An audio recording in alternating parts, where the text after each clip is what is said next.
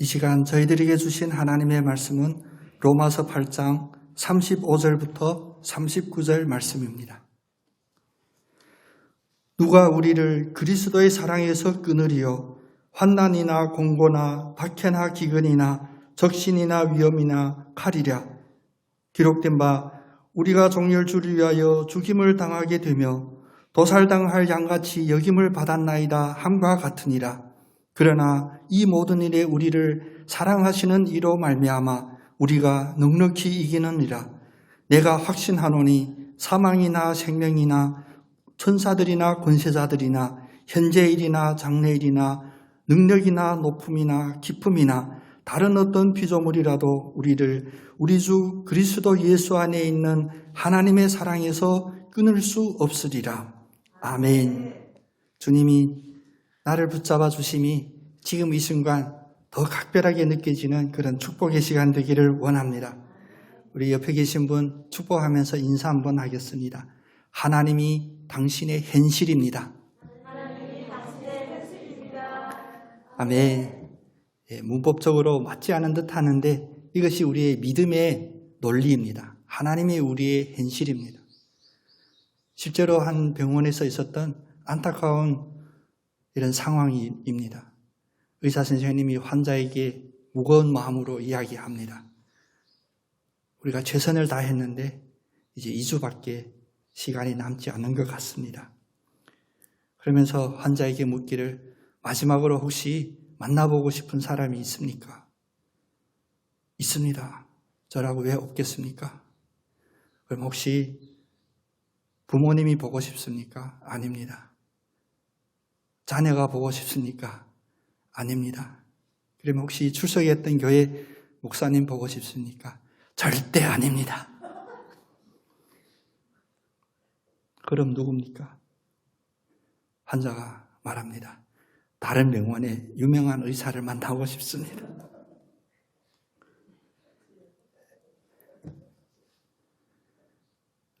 의사는 환자를 포기합니다. 포기할 수도 있습니다.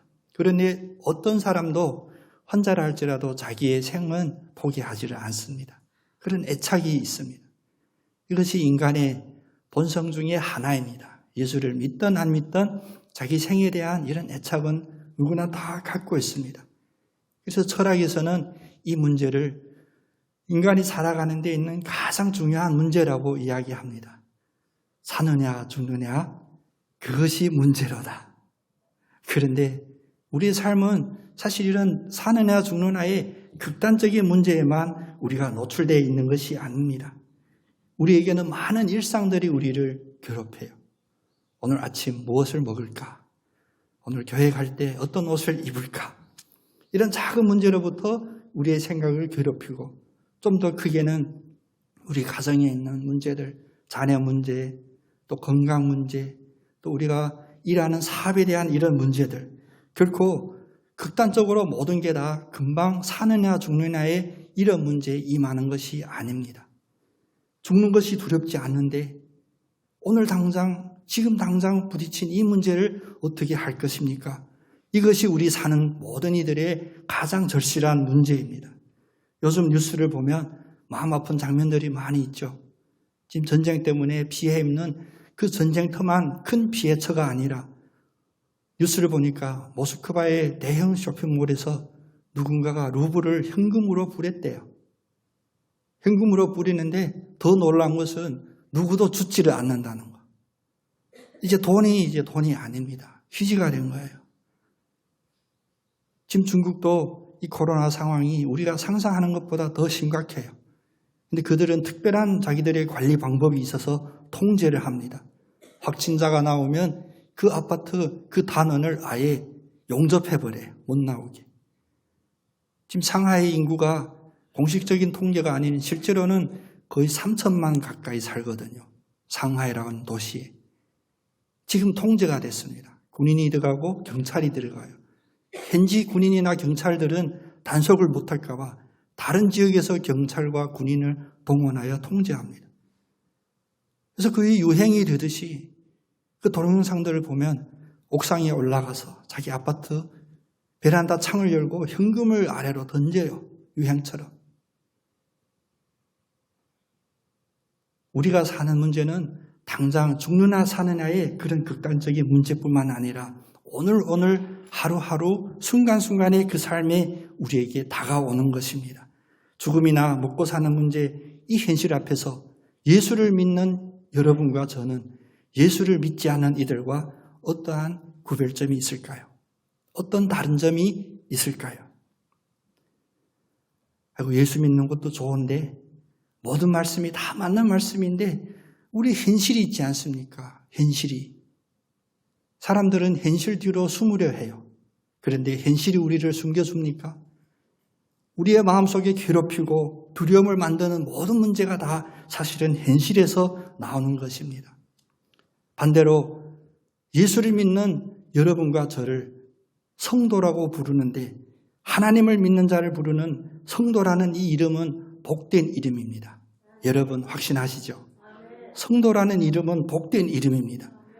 이 세상의 똑같은 현실 속에 똑같은 상황 속에 같이 살고 있어도 우리가 하나님을 믿음으로 말미암아 우리에게는 성도라고 하는 이런 복된 이름이 주어졌습니다. 그러면 이 복된 이름의 성도는 어떤 요건을 갖추어야 할까요? 세상적인 기준으로 바라보지 않고 성도는 하나님을 아는 사람입니다. 안다고 하면 우리가 신학적으로 알고 글을 읽어보니까 그 논리가 이해됩니다라는 그러한 알미 아니라 우리 현실에서 체험이 되고 사라지는 그러한 알미입니다. 그래서 시편 34편 8절을 보면 너희는 여호와의 선하심을 맛보아 알지어다. 그에게 피하는 자는 복이 있도다. 하나님을 어떻게 안다고요? 눈으로 보고 손으로 만지고 심지어는 입으로 맛을 보아 구체적으로 알아야 된다는 겁니다. 다시 말하면 우리의 삶이 바로 하나님을 아는 모든 과정이라는 것입니다. 하나님을 아는 것이 왜 중요하냐면 우리가 그토록 죽느냐 사느냐 하는 그 문제에 빠져 있는 그 질문을 해결해 주는 답이기 때문입니다. 하나님을 아는 것은 무엇이냐? 요한복음 17장 3절에 영생은 곧 유일하신 참 하나님과 그의 보내신 자 예수 그리스도를 아는 것이니라. 마지막 순간에 더 유명한 병원에 유명한 의사를 만나는 것이 아니라 하나님과 그 하나님이 보내주신 예수 그리스도를 아는 것이 영원한 생명, 영생이라는 것입니다. 코로나라는 이 상황 속에 우리는 다시 한번 현실을 직시하게 됐습니다. 우리의 상상이 아닌 우리에게 직접 다가오는 현실을 바라보게 되었습니다. 그런데 이 현실 속에서 우리는 하나님을 어떻게 알아야 될까? 하나님의 마음은 지금 우리를 바라보며 어떤 마음을 품으실까? 이것이 우리에게 가장 큰 관심사가 되어야 될 줄로 믿습니다. 하나님의 마음을 오늘 로마서 말씀을 통하여 우리는 엿볼 수가 있습니다. 사실은 오늘 본문 그 앞에 31절로부터 바라보면 하나님은 5가지 질문을 저희들에게 주십니다. 31절에 그런즉 우리가 무슨 말을 하리요?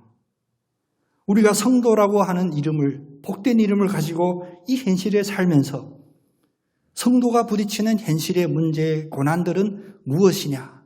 우리가 무슨 말을 하리요? 라는 질문. 두 번째는 31절에 또 누가 우리를 대적하리요?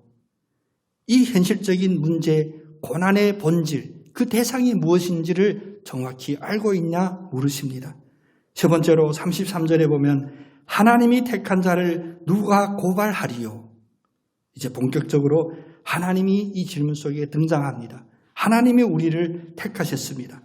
그런데 현실 가운데서 우리는 누구의 편이냐, 누구의 택함을 받았냐 하는 정체성에 대하여 묻고 있습니다. 네 번째는 34절에 누가 우리를 정죄하리요? 하나님이 우리를 의롭다 하고 우리를 구원받을 것이라고 약속해 주셨는데 우리에게 왜 죄의식이 있고 패배의식이 아직도 존재하느냐라고 묻습니다. 다섯 번째 마지막 질문은 35절에 누가 우리를 그리스도의 사랑에서 끊으리요? 확정적이고 결정적인 가장 중요한 질문이었습니다. 쉬운 말로 바꿔 이야기한다면 현실이 더 큰 문제냐 아니면 예수 그리스도를 향한 믿음이 더 큰 문제이냐라고 묻습니다. 이 5가지 질문을 던지신 이후에 성경은 딱 한마디로 대답합니다. 바로 37절에 그러나 이 모든 일에 우리를 사랑하시는 이로 말미암아 우리가 넉넉히 이기느니라. 그리스도의 사랑이 답이었습니다. 사랑. 그리스도를 통하여 나타내신 하나님의 사랑입니다. 그런데 이 사랑이 하는 일이 무엇이냐? 그냥 이기는 것이 아닙니다. 대충 이기는 것도 아니고 오늘 이기고 내일은 어찌 될지 알지 못하는 그런 승리가 아닙니다. 넉넉히 이기느니라. 우리 함께 고백 한번 해보겠습니다. 넉넉히 이기느니라. 아멘. 사실 부끄럽지만 솔직히 대답해야 될 질문 하나가 있습니다. 여러분이나 저나 다 포함되는 부끄럽지만 반드시 대답해야 되는 질문이 하나 있습니다. 그것은 무엇이냐? 예수 그리스도를 통하여 나타낸 하나님의 사랑이 있기만 하면 모든 것을 이길 수 있다고 믿고 사셨습니까? 라는 질문입니다. 예수 그리스도의 사랑이 우리의 모든 현실의 문제를 넉넉히 이긴다고 믿고 살아왔는지가 우리에게 주어지는 질문입니다. 하나님의 사랑은 우리의 고난을 없애는 사랑이 아닙니다. 우리의 고난을 이기게 하는 사랑이십니다. 기도할 때 우리는 많이 기도하죠. 문제를 붙잡고 기도하고 특별히 구체적으로 문제를 붙잡고 기도하라. 이런 가르침도 예전에 받았었습니다. 그런데 고난을 없게 해주세요라는 기도는 우리의 올바른 기도가 아닙니다. 예수를 믿고 나면 모든 고난이 없어진다라는 그러한 교리는 올바른 교리가 아닙니다. 예수님께서 인간의 모습으로 이 세상에 오신 것은 고난을 없애고 우리가 그처럼 원하는 평화를 당장 이루어주시는 그러한 사역이 아니라 바로 십자가 고난 속으로 들어가신 것입니다. 32절에 보면 자기 아들을 아끼지 아니하시고 우리 모든 사람을 위하여 내어주신 이가 뭡니까? 하나님이 일하시는 방식이 우리가 원하는 방식이 아니라는 겁니다. 우리가 없애주셔야 하는 것을 없애주시는 방식이 아니라 바로 고난이라고 하는 그 방식으로 일하시는데 직접 본을 보여주셨어요. 하나님께서 우리의 해결책으로 보내주신 예수 그리스도는 이 땅에 오셔서 십자가를 지시고 고난을 받으셨다는 것입니다. 왜 하필 독생자를 죽이는 방법으로 고난받게 하는 방법으로 우리를 구원하셨을까요? 전능하신 하나님이신데 다른 더 쉬운 방법이 없으셨을까요? 아닙니다. 이것은 하나님의 신비입니다.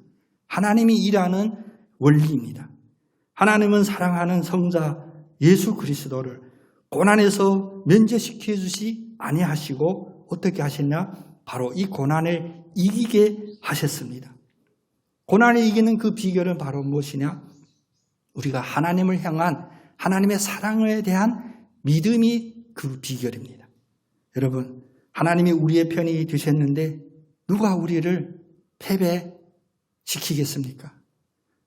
우리가 하나님이 편이 됐는데 우리가 이기지 못할 어떤 고난이 있겠습니까? 그런데 우리가 평소에 이것을 잊고 살았습니다.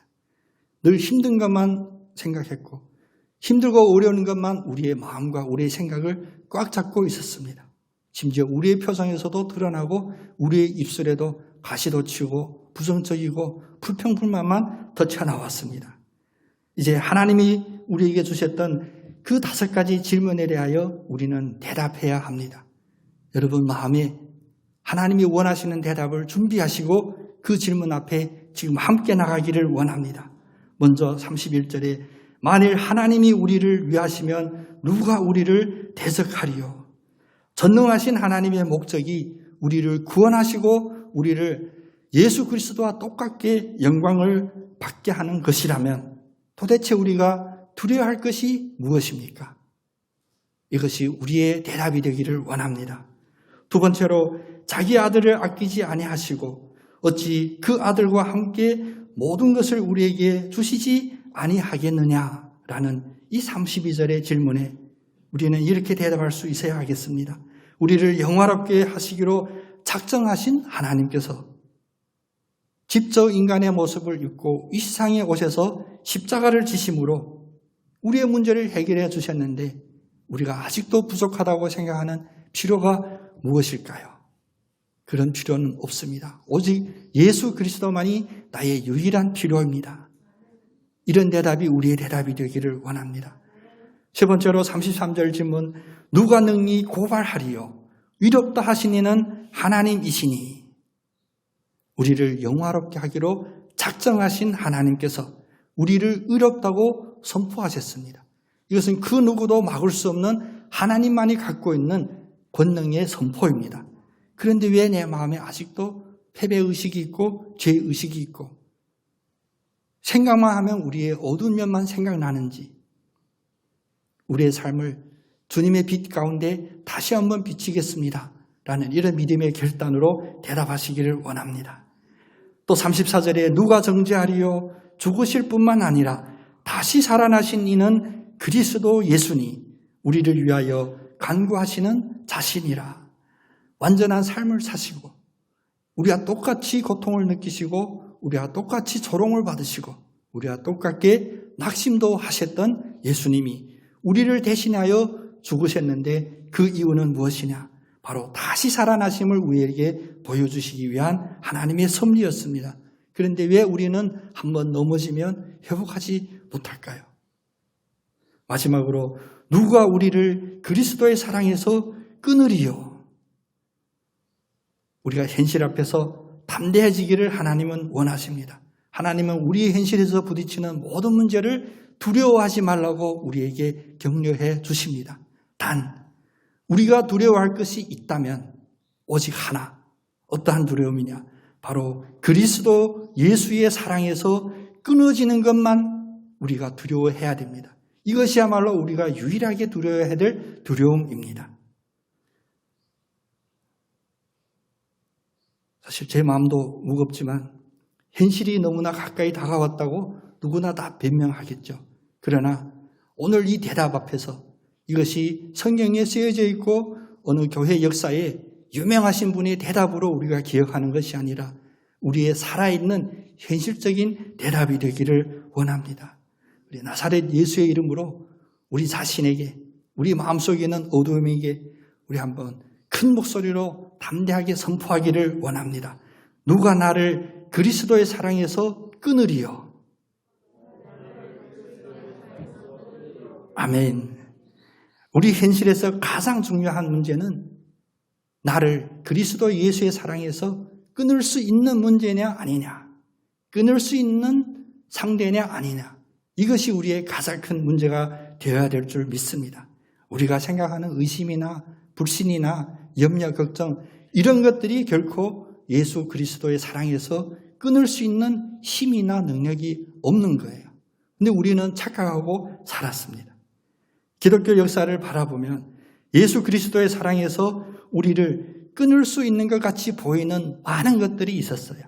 환난도 있었고 곤고도 있었고 박해도 있었습니다. 심지어는 굶주림도 있었고 전쟁도 있었고 또 예수 그리스도를 믿는다는 이유로 매도 맞는 많은 그리스도인들이 있었습니다. 이토록 많은 방해, 이토록 많은 대적이 있음에도 불구하고 예수 그리스도의 사랑에서 우리를 떼어놓았다라고 고백하는 그러한 기독교인은 한 명도 없습니다. 왜 그럴까요? 오늘 37절에서 이야기합니다. 최악의 현실 상황이라 할지라도 우리가 넉넉히 이기느니라. 그냥 이긴다라는 우리의 원망, 우리의 염원이나 우리의 결단의 표현이 아니라 이것은 확신 있게 선포하는 선포였습니다. 우리가 넉넉히 이기느니라. 우리 생의 마지막 순간에 다른 병원의 유명한 의사를 보고 싶은 마음보다도 우리가 넉넉히 이겼습니다라는 이런 삶의 고백으로 마지막 한마디가 우리의 한마디가 됐으면 좋겠습니다. 우리가 하나님의 자녀로서 이 현실을 이길 수 있는 것은 나의 힘이 아니었습니다. 누구도 끊을 수 없는 예수 그리스도 그 사랑 안에 우리가 매여 있음으로 말미암아 내가 일한 것이 아니라 하나님이 일하셨고 내가 고난 받으신 것이 아니라 십자가에 그 예수님이 대신 고난을 받아주셨습니다. 30절에 보면 하나님이 당신의 자녀들을 위하여 현실을 이기게 하는 그 과정을 구체적으로 말씀하십니다. 30절 말씀에 또 미리 정하신 그들을 또한 부르시고 부르신 그들을 또한 의롭다 하시고 의롭다 하신 그들을 또한 영화롭게 하셨느니라. 동사들이 여러 개 나오죠. 하나님은 어떻게 일하셨냐? 먼저 미리 아셨습니다. 우리가 알지 못하는 바 하나님의 신비의 그런 선택이 먼저 있었다는 것입니다. 우리는 엄마의 뱃속에서 잉태하는 것으로부터 생명의 시작으로 바라보지만 이 천지 만물을 창조하신 하나님께서는 이 자리에 계신 여러분 한 사람 한 사람을 창세부터 함께 생각하시고 계획하시고 만드셨습니다.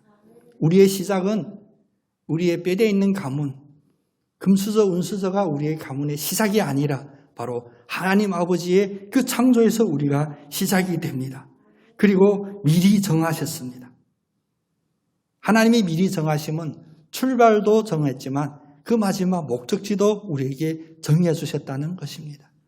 우리의 종착지는 죽는다, 죽었다, 망했다 이런 것으로 표현하지만 하나님의 목적지는 영원한 생명. 빌립보서를 보면 모든 영혼들을 향하여 부르실 때 세 부류로 나눠 부름을 알 수 있습니다.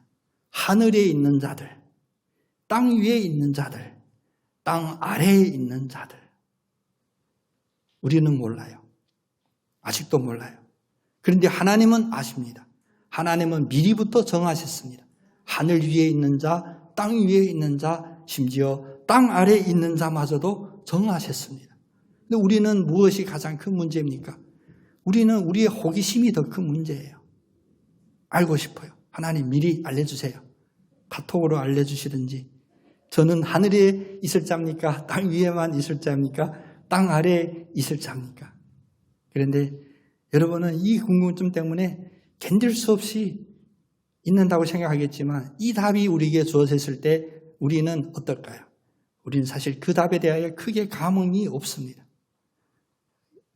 요즘 신학대학마다 우리 교수님들 얘기 들어보면 전에는 신학과는 늘 논쟁이 있고 수업이 끝나도 끝나지를 않았어요. 서로 토론하고 서로 묻고 그걸 이해 안 됩니다. 근데 요즘은 질문이 없대요. 궁금하지가 않은 거예요. 제 선배님 중에 오늘 하도 무거운 주제를 이야기하니까 가벼운 이야기 하나 하겠습니다. 선배님 중에 별명이 뭐냐면 기냐가 별명이에요. 왜냐하면 이분은 참 독특한 머리를 갖고 있는데 우리 학생들에게 도움이 됐으면 좋겠어요. 자기가 열심히 공부하는 것이 아니라 공부 많이 한 사람에게 질문하는 거예요.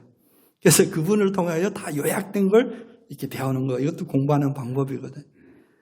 항상 엉뚱한 질문을 하여 상대방으로 하여금 이게 거의 화가 날 정도로 자료를 찾아서 내가 저 양반을 꼭 설득해야지.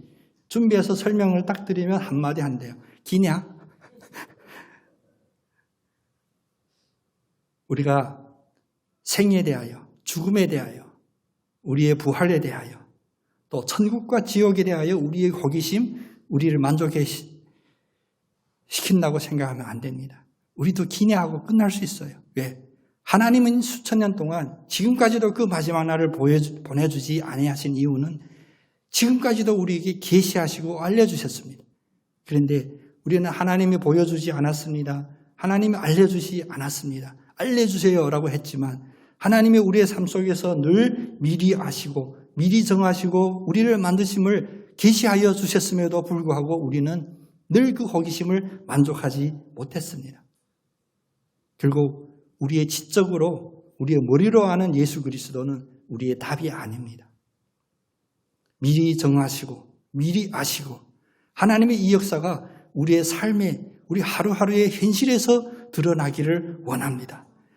그리고 우리 현실에 오신 하나님은 우리를 부르시고 의롭다 하셨습니다. 하나님이 우리를 부르심은 바로 하나님의 때입니다.